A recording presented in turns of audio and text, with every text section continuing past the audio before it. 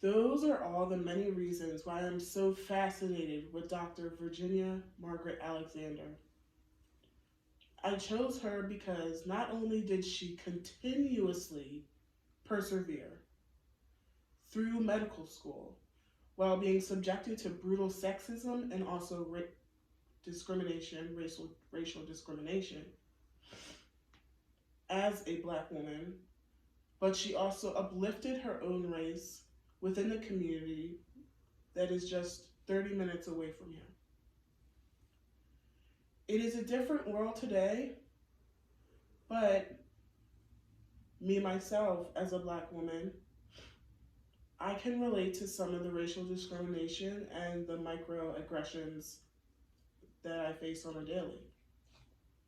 I've experienced this within the healthcare system, even at the expanding reputation of the University of Penn, as hospital doctors underestimated my sister's pain after a major complicated C-section. I had to advocate as a late teenager, young adult, for my older sister to get the proper pain management instead of being sent home with extra strength Tylenol and morphine when she was clearly profusely bleeding and screaming in agony. Besides healthcare, the Black community is continuously underserved and underprivileged. As you look at my magazine cover titled Black Excellence, I would like you to remember Dr. Virginia Margaret Alexander as Philly's public health pioneer and a figure of Black excellence, and even the start or one of the historical pieces of the Black Lives Matter movement, as she enriched the Black community, bringing young African American women together as we matter. I would like to end today with a quote from Dr. Alexander. "We will have to send physicians into sections which have no bright lights and take public health across the railroad tracks to serve those most in need of comfort and care." Thank you. Oh, and for those of you that may be questioning her schooling, Dr. Alexander, she attended high school, Virginia, she attended high school at Williams Penn High School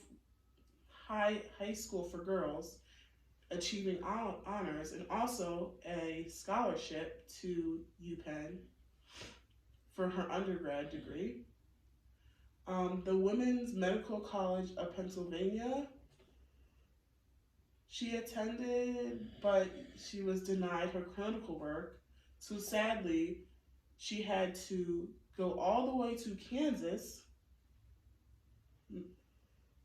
to obtain her internship at Kansas City Colored Hospital in Missouri.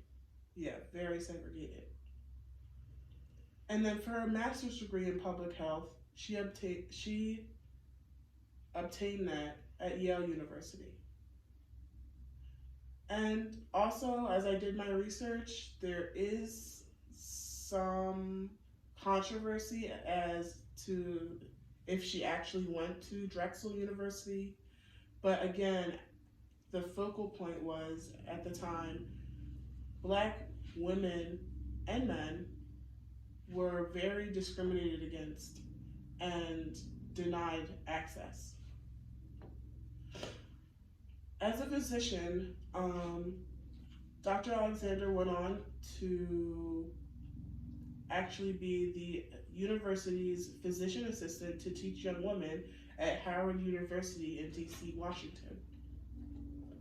She also became a Quaker and was part of the Wharton settlement, the the Young Women's Christian Association, the Women's International League for Peace and Freedom, and the Religious Society of Friends, where she was an active role on the Race Committee, Race Relations Committee, Institution of Race Relations, and the Young Friends Movement. This is a big piece as well, as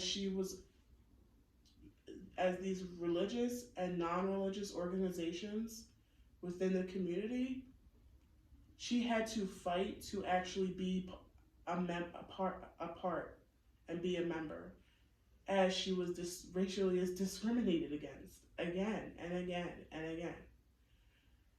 But this is another part that is important, is that here she advocated for the Black community and did her research and found her findings that there are, in fact, disparities in the healthcare system.